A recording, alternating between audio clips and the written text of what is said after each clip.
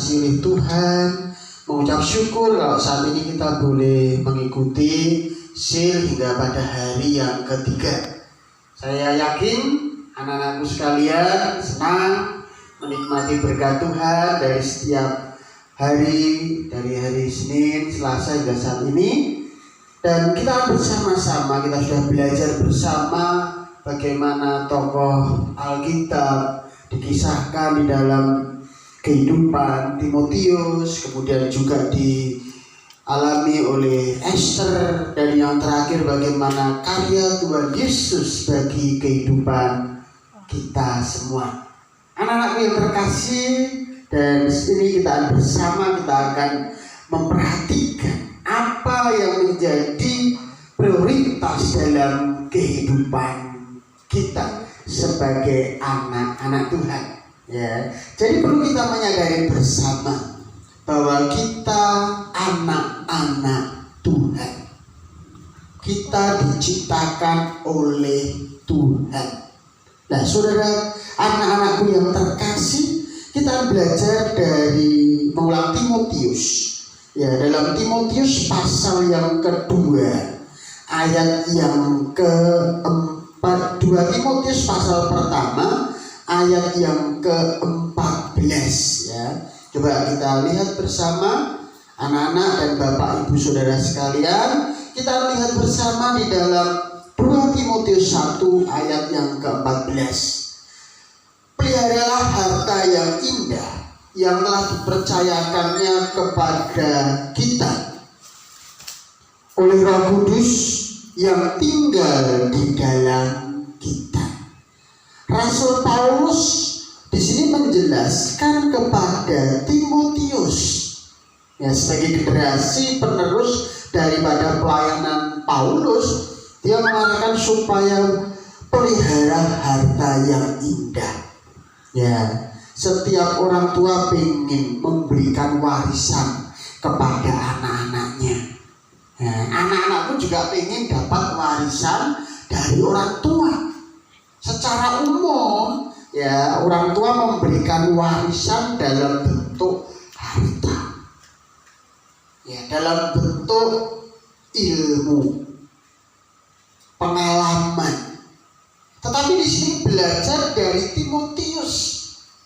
Harta yang diberikan kepada Timotius bukan berkenaan harta duniawi, tetapi dikatakan harta surgawi. Harta yang indah yang dipercayakan kepada kita. Setiap anak-anak Tuhan kemarin sudah belajar bagaimana Timotius, bagaimana Esther, bagaimana kita belajar tadi berkenaan Tuhan Yesus. Ya, Tuhan Yesus mengasihi anak-anak.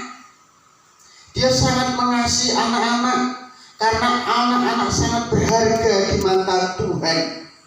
Dalam Markus pasal yang ke-10 ayat 14, biarlah anak-anak itu datang kepadaku, jangan menghalang-halangi mereka, sebab orang-orang yang seperti itulah yang mempunyai kerajaan surga. Nah, anak-anak menjadi gambaran untuk memiliki kerajaan surga, yang mempunyai kerajaan surga.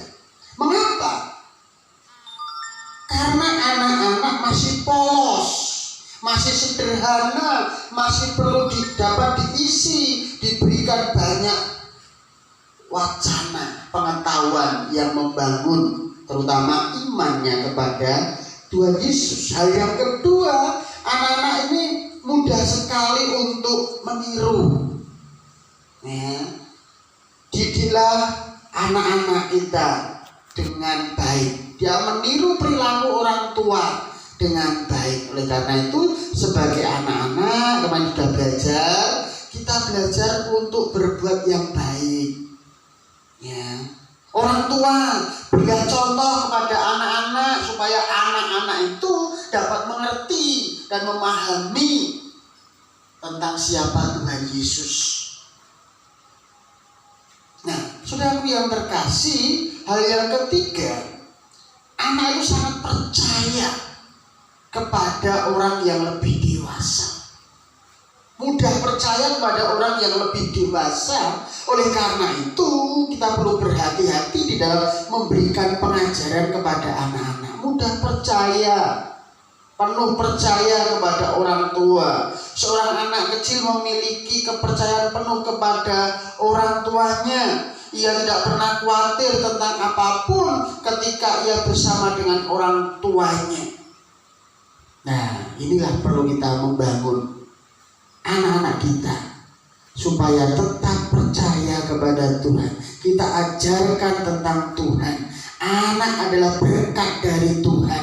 Anak adalah berkat yang diberikan Tuhan kepada kita. Bagaimana kita lihat Timotius?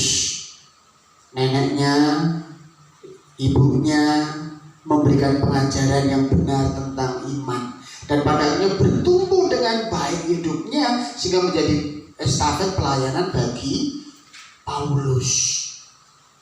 Nah, saudara yang terkasih, Bapak, Ibu, Saudara, dan anak-anakku yang terkasih dalam Tuhan, mengapa kita perlu mempelajari tentang Tuhan? Karena hidup kita di dunia ini sementara, sedangkan dengan Tuhan itu selamanya. Dan Tuhan Yesus memberikan janji, marilah kepadaku siapa yang lebih berat, datanglah kepadaku. Nah, ada masalah, datang pada Yesus. Ya. Karena begitu besar kasih Allah akan dunia ini, sehingga ia mengaruniakan anaknya yang tunggal, supaya setiap orang yang percaya kepadanya tidak binasa.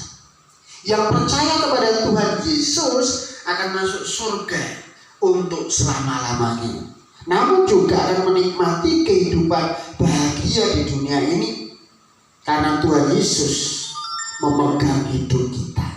Tuhan Yesus mengasihi Bapak, Ibu, Saudara, dan anak-anakku yang terkasih. Kasihnya tidak pilih kasih, kasihnya untuk semua yang mau percaya kepada Tuhan Yesus. Nah, saudaraku, mari kita belajar bersama bagaimana kita sebagai orang tua, kita membawa anak-anak kita datang kepada Tuhan. Ya, bawalah mereka kepada Tuhan. Karena kita perlu menyadari saat ini, anak untuk percaya kepada Tuhan pada usia 18 tahun itu mentok, nanti sudah bingung, itu sudah akan lari kemana-kemana. Banyak sekarang, banyak dunia memuridkan anak-anak sebelum dimuridkan oleh dunia dengan gadget, dengan HP, dengan PlayStation, dengan apa yang ada di dunia. Kita muridkan dengan firman Tuhan. Bangun misbah keluarga, bangun kehidupan untuk berdoa bersama. Dan sebagai anak-anak, jangan meniru jikalau orang tuamu berbuat jahat. Jangan meniru orang tuamu kalau itu tidak sesuai dengan Alkitab. Jangan mudah diapusi oleh orang yang sudah dewasa kalau itu salah. Belajarlah Alkitab, karena firman Tuhan akan membangun kita. Silahkan ambil keputusan. Jikalau saat ini ada yang belum percaya Tuhan Yesus dengan sungguh-sungguh, mari kita angkat tangan kita. Kita angkat tangan kita, kita yakini bahwa aku percaya kepada Tuhan Yesus dan aku mau hidup sama dengan Tuhan Yesus. Jikalau saat ini anak-anak masih berbuat salah, mohon pengampunan kepada Tuhan Yesus dan juga kepada orang tua kalau kita berbuat salah kepada mereka.